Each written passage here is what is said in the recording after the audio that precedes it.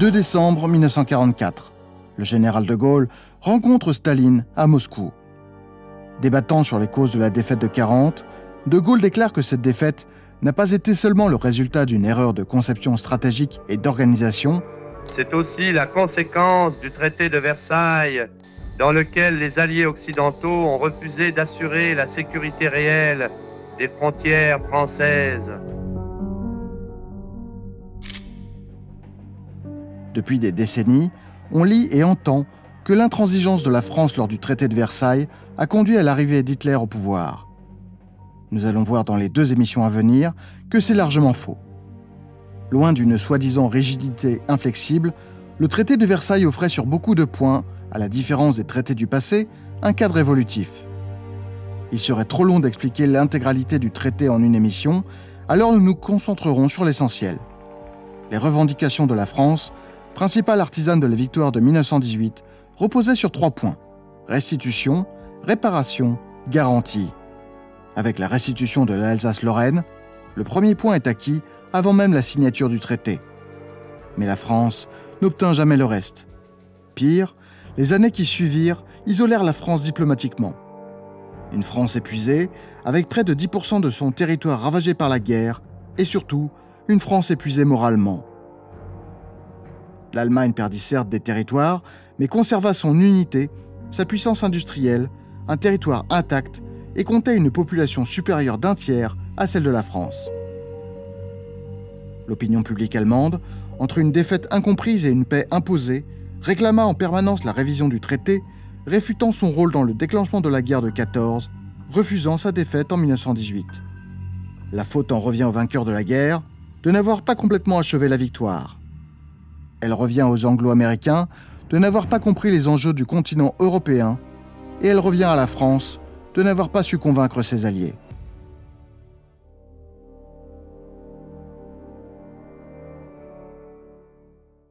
Vous le savez si vous me suivez, l'une des caractéristiques de mon travail est l'utilisation d'archives vidéo et photos méconnues et de bonne qualité. Pour cette émission comme pour d'autres, cela n'aurait pas été possible sans le partenariat avec le CPAD, dont je remercie chaleureusement les équipes. Le CPAD, c'est le Centre d'archives et de production audiovisuelle du ministère des Armées, mon ancien ministère de tutelle. Avec près de 15 millions de photographies et 100 000 heures de films, le CPAD conserve des archives témoignant des conflits contemporains auxquels les forces armées françaises ont participé depuis 1915. Il s'agit d'une institution publique qui a notamment pour mission de conserver et numériser les archives produites par les armées et de les rendre accessibles au plus grand nombre. Vous pouvez les consulter gratuitement au fort d'Ivry-sur-Seine ou sur le site internet Images Défense. Pour cette grande série sur la marine française, j'ai beaucoup puisé dans leurs archives, en plus de ma collection personnelle déjà bien fournie, pour vous proposer les meilleures émissions possibles. Merci donc à l'ECPAD. Je vous mets les liens en description de l'émission pour que vous puissiez naviguer au milieu de leurs archives. Le 29 septembre 1918, l'éclatante victoire de l'armée d'Orient à Salonique force la Bulgarie à conclure un armistice qui ouvre une voie d'invasion de l'Autriche-Hongrie le long du Danube jusqu'en Allemagne. Quelques jours plus tard, la triple percée de la ligne Hindenburg par les Britanniques marque la fin des dernières illusions pour les Allemands. Dans la nuit du 3 au 4 octobre, Berlin sollicite l'ouverture des discussions. Malgré tout, les troupes allemandes occupent toujours une grande partie de la Belgique et une toute petite portion du nord de la France. L'offensive américaine de Meuse-Argonne patine, et pour le général français Foch, les Allemands sont sans doute prêts à une défense acharnée sur leur territoire national. Ils sont loin d'être battus, du moins en apparence.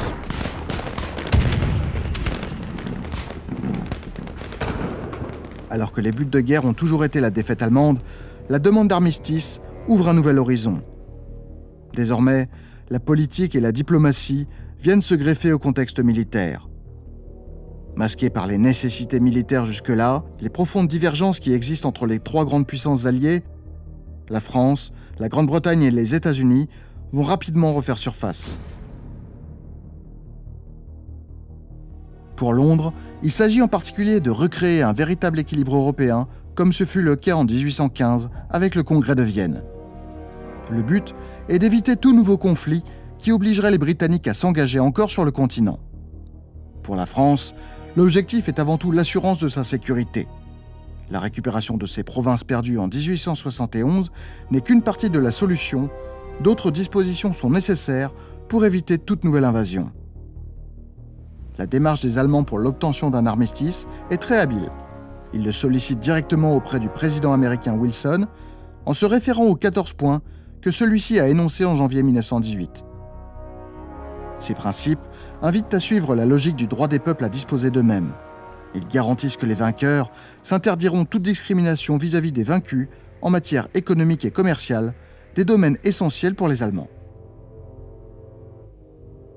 En parallèle de ces démarches, les Allemands nomment un nouveau chancelier à la tête du Reich et mettent en place la parlementarisation du régime, autre condition préalable introduite par Wilson, qui juge le Kaiser responsable de la guerre. Les Allemands jouent sur le fait que dès leur entrée en guerre en avril 17, les Américains se sont posés en partenaires des Français et des Britanniques et non en alliés. Wilson se présente en arbitre plus qu'en partie prenante du conflit. En 1916, les Britanniques et les Américains ont connu de très fortes tensions diplomatiques en raison du blocus imposé par la Royal Navy et la marine française sur les empires centraux. Wilson veut une paix durable entre les trois grandes puissances qui, depuis le XVIIe siècle, n'ont pas cessé de se battre, contrevenant ainsi aux intérêts commerciaux des États-Unis. Cette guerre empêche également les Américains de consacrer leurs efforts pour contenir les visées expansionnistes du Japon dans le Pacifique. Loin d'être un ennemi, l'Allemagne est vue comme un futur partenaire commercial une fois la paix revenue en Europe. Ces divergences de vues sont fondamentales pour comprendre les 20 années qui suivirent la fin de la Première Guerre mondiale et la catastrophe de 1940. La France et la Grande-Bretagne se sont engagées à appliquer les 14 points de Wilson en janvier 1918. À cette époque, la menace de la grande supériorité numérique austro-allemande après la défaite russe semble rendre indispensable l'intervention américaine. Pour les Français, c'était l'assurance de récupérer l'Alsace-Moselle, un moindre mal à ce moment de la guerre, encore indécis. Mais le 4 octobre, lorsque Berlin émet ses demandes d'armistice, la contribution américaine à la guerre est très faible militairement. Comme on l'a vu dans la précédente émission, Les Vainqueurs, l'armée américaine était équipée par l'armée française, encadrée par l'armée française, et malgré la bravoure de ses soldats, presque suicidaires parfois, l'offensive de l'armée américaine en Meuse-Argonne est un demi-succès. Pour Clémenceau, chef du gouvernement français, il est donc impératif de déjouer la manœuvre diplomatique allemande et éviter que le président américain ne s'attribue le rôle de porte-parole des Alliés. Immédiatement, le général Foch présente un document contenant les conditions d'un armistice dans lequel figure le point capital, qui deviendra par la suite la source principale de divergence entre la France et ses anciens alliés, la rive gauche du Rhin. Les pays de la rive gauche du Rhin seront évacués par les troupes ennemies dans un délai de 30 jours. Ils seront occupés et administrés par les troupes alliées jusqu'à la signature de la paix. En lisant cette note, les Britanniques pensent que les Français veulent annexer la rive gauche du Rhin. Pour la France, isoler cette partie du territoire allemand est une question de sécurité nationale fondamentale. Cette idée n'est pas une idée franco-française. Ce concept d'État-frontière entre la France et son voisin allemand a déjà traversé l'idée de dirigeants comme le Britannique William Pitt en 1814 ou Roosevelt plus tard en 1943. En 1815, la région passa sous domination prussienne par suite d'un marchandage que les Britanniques n'acceptèrent qu'en échange de la création des Pays-Bas. Sous domination ou influence française depuis le XVIIe siècle, la rive gauche du Rhin ne fut assimilée par Berlin que lentement.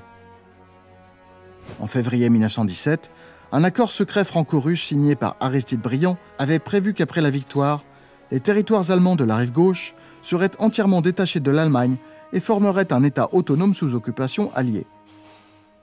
Cet accord est devenu caduc par l'effondrement du régime tsariste et désavoué par le gouvernement provisoire russe en mai 1917. Si les gouvernements français sont restés discrets sur cette revendication envers leurs amis américains et britanniques, c'est en janvier 1917 que pour la première fois, un gouvernement français dévoile ses positions en demandant le retour aux frontières de 1792.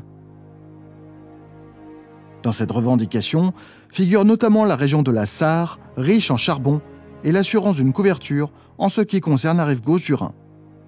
Pour les juristes français, le fait que les royaumes de Bavière, de Wurtemberg et le Grand-Duché de Bade furent représentés lors de la signature de paix à Versailles en 1871 montre que l'Empire allemand est encore une mosaïque d'États fédérés dont l'organisation est susceptible d'être remise en cause. Mais dès l'entrée en guerre des États-Unis en avril 1917, plusieurs déclarations de Wilson ne laissent aucun doute sur ce point. Le président indique qu'une paix indulgente serait accordée aux Allemands s'il arrivait au pouvoir en Allemagne un gouvernement moins autoritaire. S'ajoutent à cette déclaration des critiques non voilées à propos des mesures de rétorsion économiques que Londres et Paris entendent imposer aux puissances centrales dans un futur traité de paix. En décembre 1917, c'est le ministre des Affaires étrangères britannique, Arthur Balfour, qui se dissocie à son tour des demandes françaises concernant la rive gauche du Rhin. À partir d'octobre 1918, Clémenceau va mener les négociations de paix pour la France en écartant le président Poincaré et le général Foch. Foch tenta d'avertir Clémenceau sur le danger que représenterait la non-neutralisation de la rive gauche du Rhin sur un plan militaire. Clémenceau rétorqua qu'il s'agissait là d'un problème politique qui ne relevait donc pas du militaire. À ce moment, au début d'octobre, la progression des armées alliées a ralenti, donnant l'illusion que l'armée allemande est encore loin d'être battue.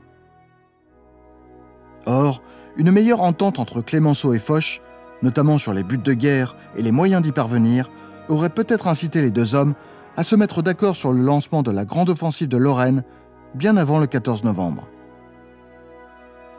Faute de cette approche globale, 3 semaines furent perdues pour cette offensive qui n'eut jamais lieu.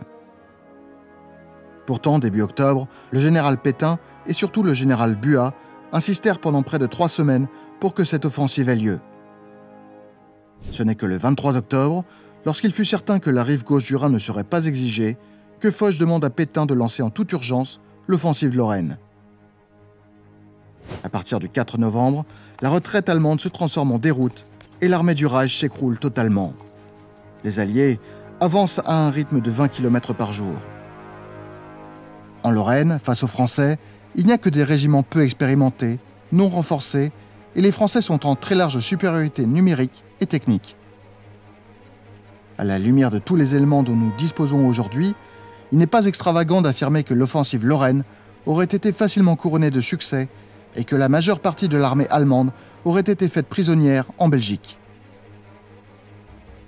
Le 12 novembre, le général Castelnau, qui a perdu 3 fils au cours de cette guerre et qui n'est donc pas suspect de vouloir sacrifier inutilement le sang des soldats, déclara dans une lettre à son fils Louis « Nous tenions une victoire éclatante qui eût mis à genoux et pour longtemps la puissance militaire de l'Allemagne. Elle n'eût pas résisté, ni survécu à cette irrésistible percée dont le résultat immédiat nous conduisait aux rives du Rhin. Ce geste épargne bien des vies humaines pour le moment. Souhaitons qu'il n'engendre pas de fâcheuses répercussions pour l'avenir. »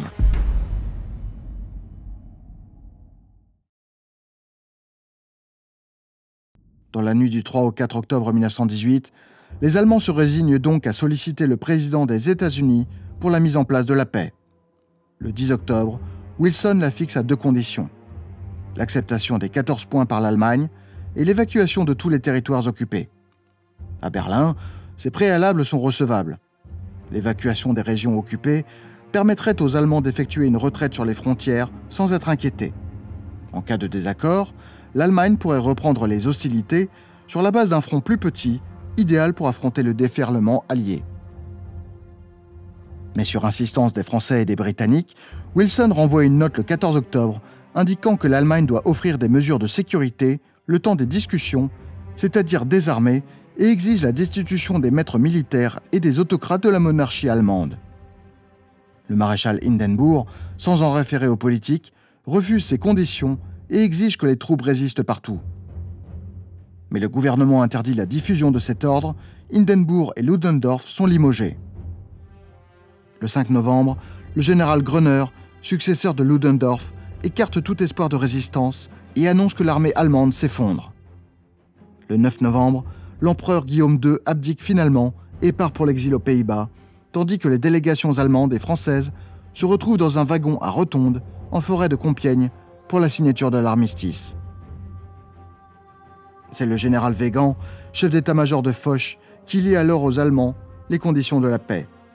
Le retour de l'Alsace-Lorraine, les réparations des dommages de guerre et le désarmement allemand. Pour la France, cet armistice est un trompe-l'œil.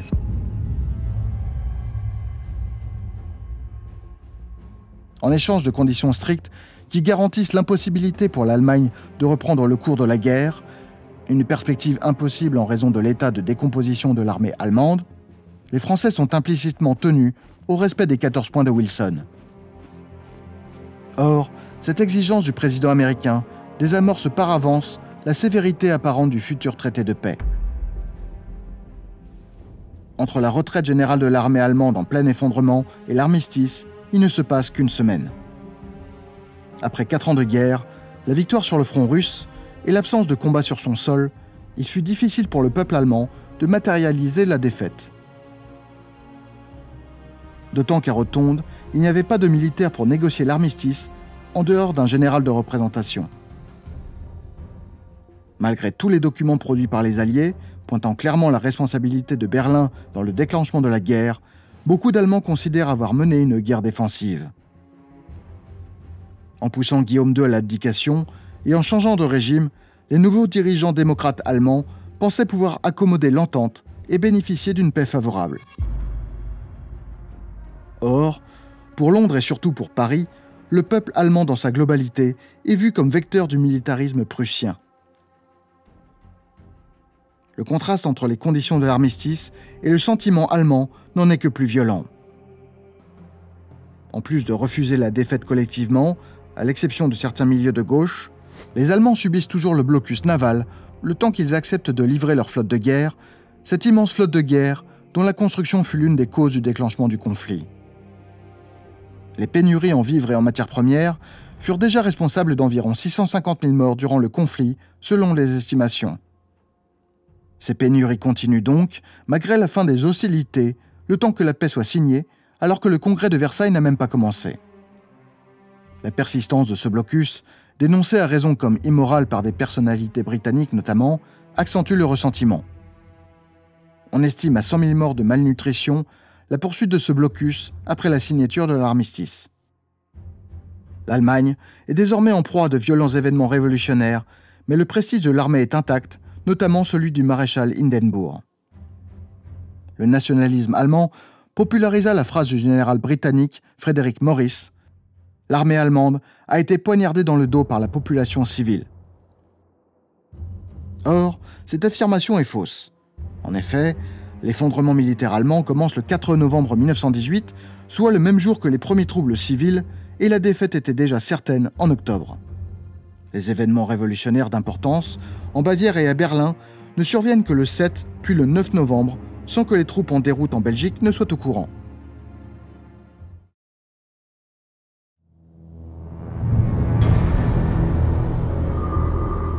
Le 18 janvier 1919, la conférence de Versailles s'ouvre enfin. La tâche qui lui incombe est immense. Elle doit non seulement imposer à l'Allemagne de nouvelles frontières, mais aussi tracer celles de 10 autres États qui, de la Baltique à l'Adriatique, viennent de se former aux confins de l'ancien empire russe et sur les débris de l'Autriche-Hongrie. Elle doit prendre les mesures d'urgence qui assureront le ravitaillement de l'Europe en denrées alimentaires et ouvrir les voies à la restauration de la vie économique. Elle doit donner aux États qui ont été ravagés par les opérations de guerre les moyens de réparer ces dommages aux frais des vaincus. Hors d'Europe, il lui incombe de régler le sort des territoires et des intérêts allemands en Afrique, en Océanie et en Chine. Il n'est pourtant pas possible de les traiter sans tenir compte des problèmes plus vastes encore qui les encadrent et parfois les dominent. Le destin de la Russie soviétique, les problèmes coloniaux, les nationalismes, les troubles sociaux et le déséquilibre économique et financier entre l'Europe et les États-Unis. Chacun de ces sujets mériterait une émission à part, et il n'est évidemment pas possible de tout traiter ici. Ce qu'il faut retenir, c'est qu'à l'instar du Congrès de Vienne, qui instaura le nouvel ordre européen après les guerres révolutionnaires et napoléoniennes, la conférence de Versailles eut pour ambition l'instauration d'une paix durable en Europe et donc dans le monde. Mais pour instaurer cette paix, la liberté d'action des vainqueurs n'était pas entière. On l'a vu en début d'émission, le traité de paix doit prendre pour base les 14 points énumérés par Woodrow Wilson. Ces points se réclament des aspirations des nationalités et du droit des peuples à disposer d'eux-mêmes. Ils énoncent des éléments territoriaux comme la restitution de l'Alsace-Lorraine, la reconstitution de la Pologne et la création d'États en fonction des nationalités. Notamment la suppression des barrières économiques, la réduction des armements au minimum ou encore l'absolue liberté de navigation sur les mers en temps de guerre comme en temps de paix. Enfin, la formation d'une société des nations donnant à tous les États des garanties mutuelles d'indépendance politique et d'intégrité territoriale. La situation de la France occupa l'essentiel des crispations, notamment ses exigences en matière de sécurité.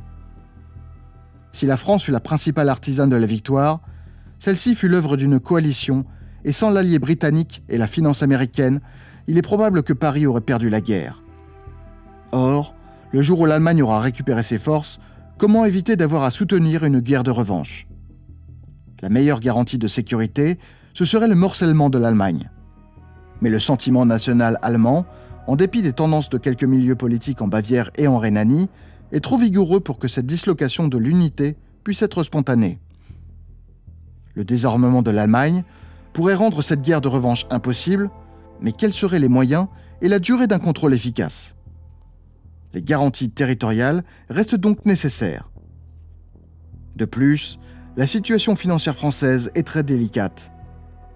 Dès la fin de la guerre, les États-Unis restreignent grandement les ouvertures de crédit dont avaient bénéficié la France et la Grande-Bretagne depuis avril 1917. La Russie bolchevique ne paie plus les intérêts des grands emprunts souscrits auprès de la France au début du siècle. Enfin, il faut désormais financer la reconstruction. Pour la France, le constat est clair, l'Allemagne doit payer. La Grande-Bretagne a également des revendications importantes à satisfaire. Elle veut se faire attribuer directement ou indirectement une partie des colonies allemandes et s'intéresse à la partie asiatique de l'Empire ottoman.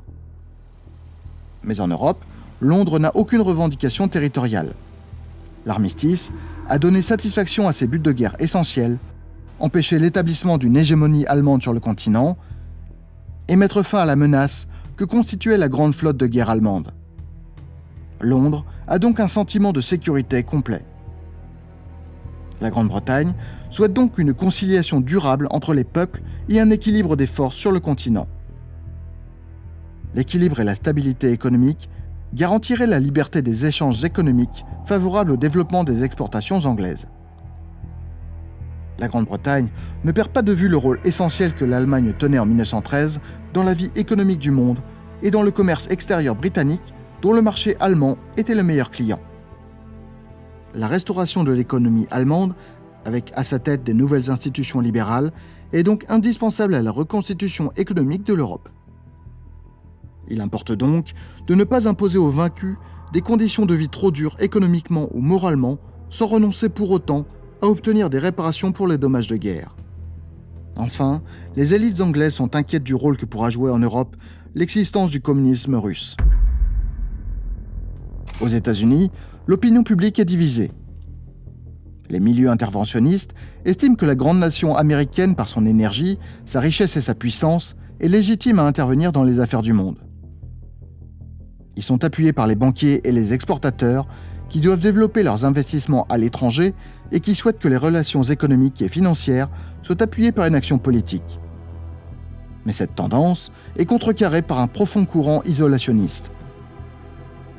Pour l'Allemagne, les 14 points de Wilson offrent donc une protection contre les revendications exprimées par la population française. Les principes wilsoniens ouvrent même la perspective d'une extension territoriale qui pourrait aussi accroître la population avec les 7 millions d'Allemands en Autriche et les 3 millions d'Allemands de Bohême si ceux-ci demandent le rattachement à la nation allemande. Des articles de presse sortent dès octobre 1918 sur le sujet. La paix de Wilson est donc le seul rempart à la paix de Clémenceau. L'Allemagne veut aussi exploiter chez ses adversaires la crainte d'une extension du bolchevisme et les menacer d'une alliance germano-russe. Au lendemain de l'armistice, la fatigue des peuples est très importante. Épuisement physique d'abord.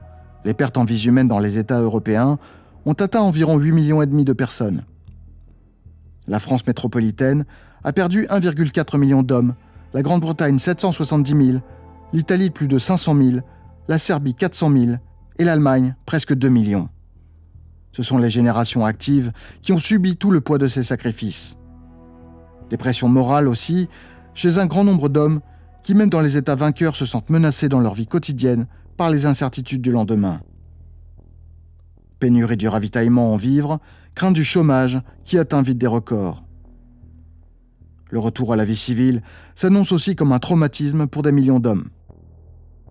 À cela s'ajoutent les aspirations nationalistes dans les pays nouvellement formés, contrariés par les velléités de paix. Sur le plan social, la guerre a aussi entraîné dans tous les États belligérants un grand transfert des capitaux et la situation de 1919 provoque de nombreuses tensions. Les revenus de la population paysanne a augmenté à cause des besoins de ravitaillement en denrées alimentaires. Au sein de la bourgeoisie, les différends sont plus sensibles qu'avant la guerre. Tous ceux qui ont travaillé pour répondre aux besoins de l'industrie des armements ou du ravitaillement en vivres ont réalisé des gains faciles et créé des fortunes alors que la hausse des prix ont lourdement frappé les fonctionnaires, les petits rentiers et les petits propriétaires. Ces changements survenus dans les structures sociales et surtout la présence des nouveaux riches provoquent aigreur et rancœur. Pour tout le monde, il n'est plus possible de revenir dans la vie sociale à la situation qui existait en 1914. Lisbonne, Varsovie, Rotterdam, Liverpool, Saragosse, dans toute l'Europe éclatent des grèves et des mouvements sociaux parfois violents. Revendications sociales, encouragées par le bolchevisme russe et même mutineries dans les troupes anglaises à Calais ou dans la marine française en mer Noire. Mais c'est en Italie que surviennent les troubles les plus graves, avec une grève générale de 24 heures à Rome, à Milan, Turin et Naples. Cette crise sociale entraîne une crise parlementaire, des manifestations et contre-manifestations fascistes qui portent le pays au bord de la guerre civile. Les États-Unis, de leur côté, en dehors d'une courte crise du chômage, sont très prospères grâce aux crédits octroyés aux belligérants. Néanmoins, les élections législatives de novembre 1918 ont donné un net avantage aux républicains, désavouant ainsi le président Wilson. L'homme qui va donc contrôler les négociations de paix n'a donc pas une autorité totale. L'histoire des négociations de paix à Versailles ne pourrait être comprise sans tenir compte de ce contexte politique et social. Les chefs de gouvernement réunis à Paris recevaient chaque jour des rapports sur la situation intérieure de leur pays et sur les crises allemandes, exerçant ainsi une influence sur leur comportement au sein de la conférence. Le 18 janvier 1919, le président de la République française, Raymond Poincaré, ouvre la première séance plénière de la conférence. Jusqu'au 7 mai, la préparation du traité avec l'Allemagne est assurée par les puissances victorieuses sans la présence des vaincus. Si 27 nations sont représentées, ce sont évidemment les trois grandes puissances européennes et les États-Unis qui prennent la direction des débats.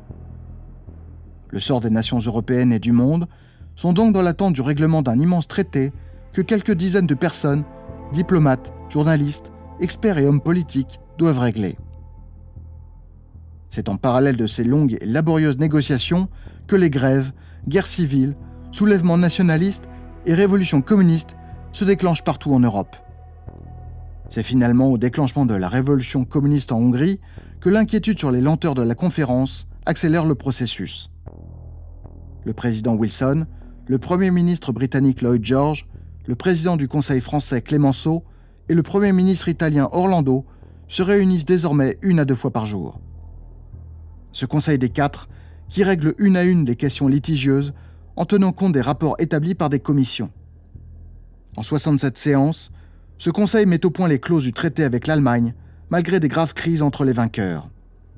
Les questions relatives à l'Autriche, à la Hongrie, la Bulgarie et à la Turquie, bien trop complexes pour tenir dans cette même conférence, sont renvoyées à plus tard.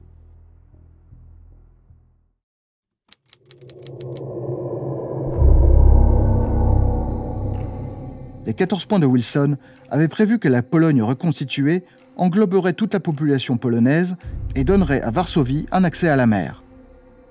L'application de ce principe fut loin d'être facile. Dans de nombreux endroits en Prusse orientale, les populations de langue allemande et de langue polonaise étaient inextricablement mêlées, surtout en raison de l'émigration allemande qui, depuis 1850, avait formé des îlots dans des régions polonaises. Je vous passe les détails sur toutes les micro-régions débattues lors des négociations. Le point litigieux est surtout l'accès à la mer. Après de longs débats, les experts proposent l'annexion de la Pologne du port de Danzig, dont les habitants sont presque tous de langue allemande. Mais l'annexion est contestée par Lloyd George, qui refuse de donner à la Pologne des territoires historiquement et ethniquement allemands. En fait, les intérêts économiques anglais jouent surtout leur rôle. Danzig est un grand port. Débouché du pétrole et du charbon des Carpates, la marine marchande anglaise souhaite y jouer un rôle prédominant. À long terme, l'Allemagne ne tolérera d'ailleurs pas l'annexion de Danzig à la Pologne. Ce jour-là, les Alliés seront-ils prêts à maintenir par la force les clauses du traité de paix? Cette réalité est évidente, y compris pour des Français comme Foch ou Castelnau. Lloyd George veut donc faire de Danzig une ville libre qui aura une administration autonome sous contrôle de la Société des Nations, mais intégrée au système douanier polonais. C'est cette solution qui est retenue.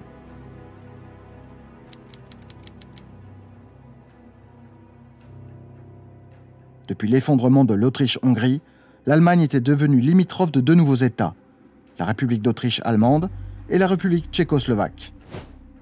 7 millions d'habitants de la première étaient de langue allemande et 3 millions en Bohème-Moravie. D'après les points de Wilson, ces 10 millions d'Allemands pouvaient revendiquer leur rattachement à l'Allemagne. Vaincue, après avoir perdu l'Alsace-Lorraine et des territoires polonais, l'Allemagne sortirait du conflit plus grande et plus peuplée qu'en 1914. Le 9 janvier 1919, le chancelier autrichien présente déjà la demande de rattachement à l'Allemagne. Cette solution est évidemment inacceptable pour les vainqueurs et il n'est donc pas question de tenir compte ici du droit de libre disposition des peuples.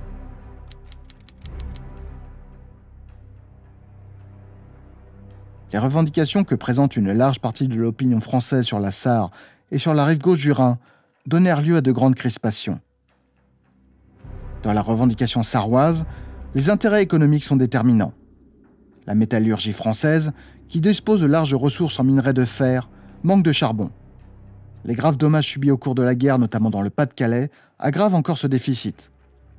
Pour y parer, le charbon sarrois est indispensable. Lloyd George combat vigoureusement cette revendication. Il faut, en effet, se garder de créer une nouvelle Alsace-Lorraine. La demande de compensation pour les mines détruites ne doit pas servir d'argument en faveur d'une annexion. Wilson s'oppose absolument à ce mandat français et menace même de quitter la conférence. Face à la virulente opposition anglo-américaine, la France propose finalement que la Sarre soit administrée par la Société des Nations pendant 15 ans. Les habitants décideront de leur sort par plébiscite et la propriété des mines sera transférée à la France. L'autre grande crise entre les vainqueurs est le sort de la rive gauche du Rhin. On a vu que ce sujet cristallisait l'obsession des garanties de sécurité pour la France. En 1919, ces territoires sont occupés par les forces armées des Alliés qui tiennent aussi des têtes de pont sur la rive droite dans le cas où il faudrait reprendre les hostilités. En France, deux formes de revendications s'affirment. La première, celle des parlementaires, estime que la rive gauche du Rhin doit être entièrement démilitarisée. La deuxième est celle du maréchal Foch, de Poincaré et d'autres militaires qui estiment que la rive gauche doit être détachée du Reich et constituée en État autonome, uni à la France par un régime douanier commun. Clemenceau présente la revendication d'un État indépendant à la conférence de Versailles, mais les Américains et les Anglais sont complètement opposés à cette solution. Exceptionnellement, cette question est traitée dans un entretien privé sans secrétaire ni interprète. Les Anglo-Américains déclarent que la plus grande erreur serait de donner à l'Allemagne des raisons de vouloir un jour prendre sa revanche et éviter de donner une impression d'injustice. Clemenceau rétorque que l'Allemagne a déjà cédé tout ce qui menaçait l'Angleterre, ses colonies, sa flotte de guerre, une grande partie de sa flotte de commerce et ses parts dans le commerce mondial. La France, elle aussi, a besoin d'une garantie efficace. Il faut que la rive gauche du Rhin soit interdite aux manœuvres politiques et militaires de l'Allemagne. La controverse est particulièrement violente dans les débats d'experts. Wilson et Lloyd George refusent catégoriquement la création d'un État rhénan, mais offrent une compensation.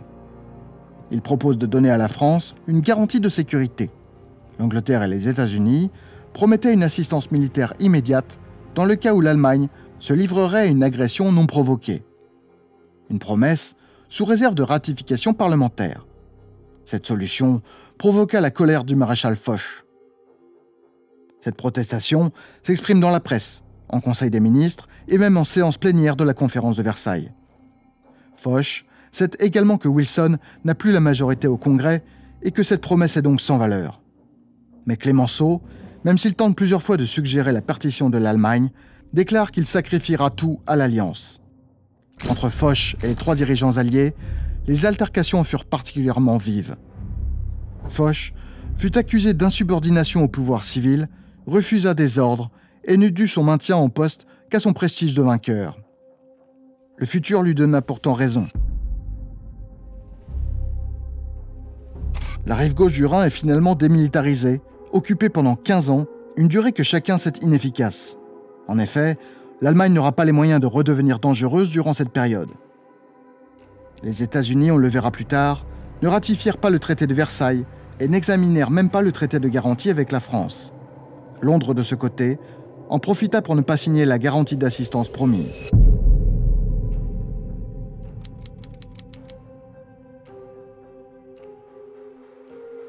Sujet polémique depuis 1919, la base juridique de ces réparations est la reconnaissance par l'Allemagne de sa responsabilité dans l'agression dont les alliés et associés ont été victimes. C'est l'article 231 du traité. Celui-ci peut être interprété comme une responsabilité civile. L'opinion allemande l'interpréta comme une reconnaissance d'une culpabilité morale. La France, dont le territoire a été ravagé par la guerre, réclame la réparation intégrale des dommages aux personnes et aux biens. La Grande-Bretagne n'a subi aucun dommage sur son territoire, mais elle a perdu une part importante de sa flotte marchande et contracté une lourde dette extérieure. Les Britanniques demandent le remboursement de tous les dommages, ce qui englobe donc les frais de guerre et même les pensions des veuves. Dans cette affaire, les Français, contrairement à une idée reçue, ne se sont pas montrés les plus exigeants. Les Américains ont avancé une proposition de règlement forfaitaire refusée par Paris et Londres. L'Allemagne, de son côté, est prête à réparer les dommages provoqués en Belgique par l'invasion et à contribuer à la reconstruction du nord de la France. Mais elle refuse d'aller au-delà. Elle souhaite la possibilité du rattachement de l'Autriche, conserver ses colonies, espère que les Alsaciens puissent voter sur le rattachement à la France ou à l'Allemagne. Surtout, elle pense pouvoir négocier sur la base des points de Wilson. Elle va vite déchanter.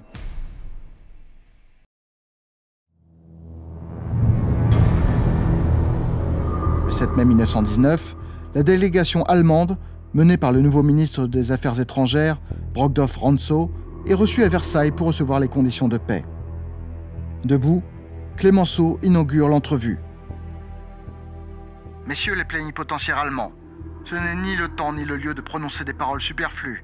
Vous avez devant vous les plénipotentiaires des pays qui se sont unis pour supporter pendant plus de 4 ans la guerre la plus dure qui leur a été imposée cruellement. L'heure est venue des lourds règlements de compte. Vous nous avez demandé la paix, nous sommes disposés à vous l'accorder. L'Allemagne est traitée comme un vaincu qui doit payer, un coupable qui doit être puni. Pas de concert des nations, la plus terrible des guerres est passée par là. C'est aussi une paix de revanche à la guerre de 1871, et tous les symboles le montrent. À Berlin, c'est l'émotion. Dès le lendemain, le président Hébert envoie un message à son ministre. Pour lui, les conditions de paix sont inexécutables, insoutenables et ruineuses pour l'Allemagne. Le même jour, la délégation allemande, après une longue réunion, écarte finalement la tentation d'une rupture avec les Alliés. Globalement, elle commence par refuser les concessions territoriales, mais se montre souple sur les questions économiques et militaires. Elle propose notamment un règlement de 100 milliards de marks. En 1932, elle n'en aura payé qu'environ 20, comme on le verra dans la prochaine émission. Berlin tenta de faire pression par les opinions publiques en envoyant toutes les notes de protestation à la presse, espérant ainsi que l'intransigeance des vainqueurs faiblisse. Les réponses allemandes entraînèrent une nouvelle crise entre les vainqueurs, entre les partisans d'un assouplissement comme Lloyd George et les partisans de la fermeté comme Clemenceau. Les Américains, eux, sont tiraillés. Wilson veut rentrer aux États-Unis. En effet, le Sénat est de plus en plus hostile au traité, notamment par la pression des Américains d'ascendance allemande, très nombreux. En Grande-Bretagne, alors que Clemenceau était prêt encore à quelques concessions, la France fut accusée de vouloir être hégémonique, et cet argument perdure encore. Or, la France n'est peuplée que de 38 millions d'habitants, contre 60 pour les Allemands. 2 millions d'Allemands naissent chaque année, contre 750 000 Français. 10% du territoire français est ravagé quand les infrastructures allemandes sont intactes. L'Allemagne obtient quelques concessions, mais refuse toujours de signer. Avec ces données mathématiques, il est évident que la France ne peut prétendre à aucune hégémonie. Cet argument de prétention hégémonique relève donc du sentiment francophobe. Finalement, sous la menace des troupes de Foch, prêtes à marcher sur la Bavière et sur Berlin, l'Assemblée allemande vote la signature du traité. L'Allemagne signe donc, mais déclare qu'elle cède à une force supérieure et que les termes sont d'une injustice sans précédent. Il n'en reste pas moins que l'essentiel est acquis. La puissance militaire et économique de l'Allemagne est sensiblement réduite, un nouvel équilibre européen surgit, et comme la France le souhaitait, des États nationaux théoriquement forts sont créés. La rive gauche du Rhin est démilitarisée, solution à minima aux exigences françaises. La Société des Nations, enfin, incarne un ordre mondial nouveau. Sur chacun de ces points, la nécessité d'un compromis s'est imposée aux négociateurs. Chacun a fait des concessions. Dans notre pays, le sentiment qui prévaut souvent encore aujourd'hui est que les revendications françaises se sont heurtées à une coalition anglo-saxonne qui nous aurait privés des fruits d'une victoire chèrement acquise. En réalité, sauf sur un éventuel démantèlement de l'Allemagne en Rhénanie, il n'y a pas eu de front anglo-américain contre la France.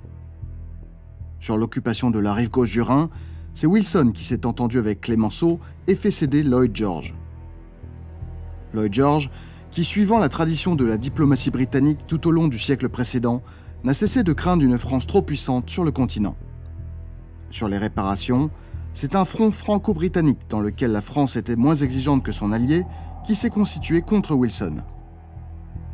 Sur le désarmement de l'Allemagne, c'est la Grande-Bretagne qui s'est opposée à la France, sous l'œil d'un Wilson relativement indifférent. Clemenceau a préféré miser sur le maintien de la solidarité avec les Alliés plutôt que de suivre la politique recommandée par le maréchal Foch et soutenue par l'opinion politique de droite. Cette politique aurait isolé la France et fait reposer sur elle une responsabilité qu'elle n'était pas en mesure d'assumer. Si l'évolution des événements ont donné tort à Clemenceau, les alliés de la guerre ayant finalement fait défaut à la France, peut-on lui reprocher d'avoir fait ce choix? Le traité de Versailles n'était pas si mauvais que cela, considérant l'ensemble des éléments que cette émission ne couvre que partiellement. Nous n'avons malheureusement pas pu évoquer l'Italie, l'URSS et d'autres sujets. En tout cas, la réputation du traité de Versailles est largement excessive. Les dispositions contre l'Allemagne, vaincue, et dont la responsabilité dans le déclenchement de la guerre est lourde, étaient loin d'être si dures que ce qu'on a dit, et les réparations financières ne furent jamais vraiment appliquées, comme nous le verrons dans le prochain épisode. On lit souvent que l'intransigeance française est à l'origine de la montée du nazisme par ressentiment et donc de la Seconde Guerre mondiale. Cette intransigeance n'a pas vraiment existé, on l'a vu. Clemenceau, par ailleurs loin d'être le maître tout-puissant de la conférence comme on l'a vu, était largement en deçà des exigences d'une opinion française. Cette opinion française est sans doute incarnée par ce soldat qui écrit le 1er juillet 1919 « Les hommes noirs ont gâché le travail des hommes bleus. Nos politiques ont été des bousilleurs. Il eût fallu Foch dictateur, Foch faiseur de paix, et non pas Clemenceau. » Même si Hitler fit de Versailles un bouc émissaire, le traité n'est pas à l'origine du nazisme. Toute la société allemande, en dehors de quelques milieux de gauche, refuse le traité car elle refuse la défaite. Le militarisme prussien est toujours très vivace et le putschiste de Munich n'est qu'un putschiste parmi des dizaines d'autres dans l'Allemagne des années 20.